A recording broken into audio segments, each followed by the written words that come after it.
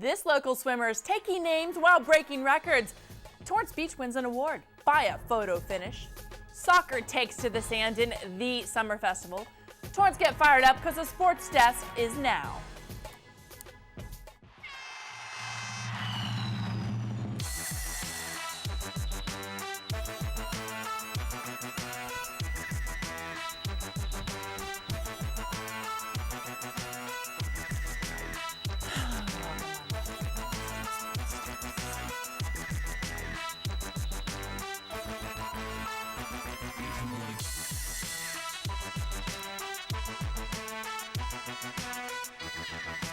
Hello and welcome. I'm Bonnie Prickitt and this is the Sports Desk. As summer winds down, we have a Torrance High star to tell you about.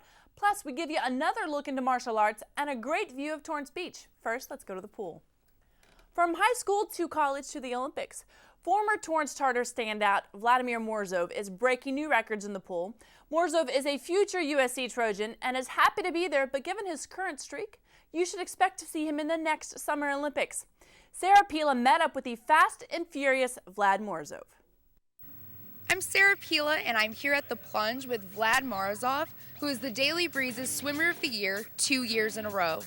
We're going to go ahead and sit down and get to know Vlad on a more personal level. Let's go. Vlad's life took a big change when he moved from Russia to the United States 3 years ago.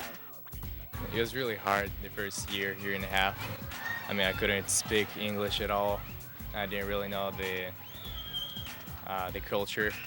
It's really different from Russia, of course. It was really hard the first half a year, of course.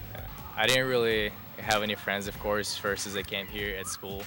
But on the swim team, I was quicker than anyone, so everyone started to get to know me. They wanted to get to know me, like maybe take some hints from me, how to improve and stuff. So I got a lot of friends here in the swim team first before I got friends at school. When he first arrived, he wasn't the fastest swimmer, but a year later he dropped 5 seconds in the 100 free, and he kept dropping time. This year, Vlad has set 2 national high school records, 1943 in the 50 free and 42.97 in the 100 free. Heads started to turn their attention towards the teen, even Olympic-sized heads. After I broke the 2 national records, all the coaches started telling me that maybe I have a chance making the team. And I thought of myself that I can drop even more on my sprint events. He's already had a taste for some competition with Olympic athletes, and one in particular he looks up to. It's Jason Lezak because he's of really high age and he's still swimming, still competing in nationals. I just swam against them just recently, really 2 weeks ago at Grand Prix at USC. Yeah. What was that like? Well, I swam against them already before too, but well, I know it's a lot of pressure because they're so much bigger, so much better than me, but I'm still hanging there, racing against them. So what do you have to do to get to their level? College workouts. He will be attending college workouts in the fall because Vlad is going to USC on an academic scholarship. There are newspapers hanging in the locker rooms there of his records, and his best times have already broken USC records. His mom has had a tough transition to the United States, but she's decided to stay because Vlad got into school. He describes that she is the rock in his life. She keeps pushing me. If I slip through a workout or something, she's like, "What are you doing? You have to go to workout," because she was the one who started getting me into other sports. I did weightlifting, volleyball, basketball, a lot of different sports before I did swimming. So she always wanted me to be active and do something. Yeah. So I always see her as someone who pushes me somewhere.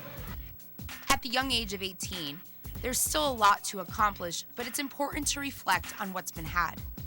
Well, I always wanted to be where I am right now. I remember when I was 8 years old, my grandma keeps telling me that I kept telling her that I want to be a world champion. I never said in swimming, but I kept telling her I want to be a world champion. Well, I want to get better, want to get somewhere higher than where I am right now. So I'm going to keep working and trying to get there. Vlad has quite a future ahead of him, and you can expect big things from him at USC and maybe even the 2012 Olympics. One thing's for sure, He certainly is living the American dream. Reporting for the Sports Desk, I'm Sarah Pila. Thanks, Sarah, for the story. Vlad swam at the Junior Nationals in mid-August, competing in the 50-meter freestyle, timing it at 22.13 seconds. He ranks 13th on the world long course for 2010. In the 100 free, his winning time was 49.06, and if you're keeping up, his 100-meter backstroke was a furious 55.46 seconds. Look for him to burn through the NCAA races next year for the USC Trojans. Good luck, Vlad. The World Cup might be over. We've got soccer fever for you still. It's that time of year when soccer players move from the pitch to the sand. The international. Dozens of matches took place over a span of 2 days at Torrance Beach. 5 years ago, the International Surf Festival added sand soccer to their list of events. Slowly but surely, this action-packed event has grown to be one of the most exciting places to be throughout the weekend. Well, this tournament started yesterday. It was yesterday and today, and it's actually our first time ever in a sand soccer tournament, and the girls are having a great time, and the guy putting it on has done an amazing job. And they've been able to gel together. They have a lot of fun with it. It's just really a blast to come out and roll around in the sand and kick the ball.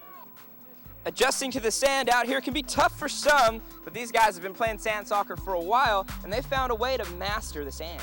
It's a workout. Everything, all the dynamics that you think are on the field are completely opposite when you come to a sand soccer tournament. The way the ball bounces, the energy level that you have to have. This is a speed game with a lot of scoring, and it's a blast. A lot of fun.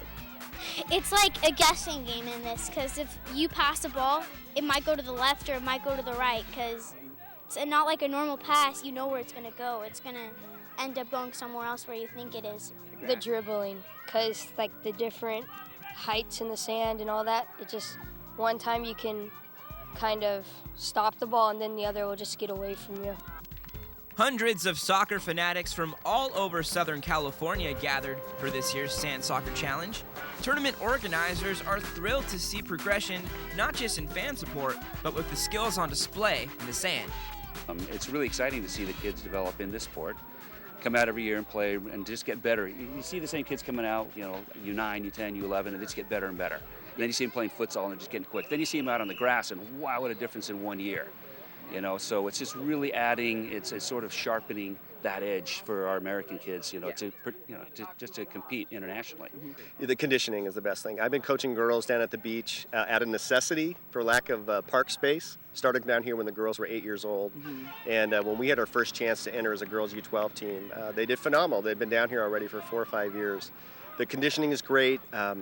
Just the training is excellent. The weather is perfect. And it's a great place. Oh yeah, this is a great environment. Sand soccer is still an up-and-coming sport in popularity at an international level. With another successful festival in the books, the city of Torrance can look forward to more great sand soccer action for years to come. Reporting for the Sports Desk, I'm Brandon Ortega. Thanks so much to Brandon Ortega for the story. For more information about the sand soccer tournament, you can visit surffestival.org. We visit Torrance Beach again. The ocean creates the perfect pictures for sure, but Torrance Beach creating the perfect wave too? It's coming up later in the show.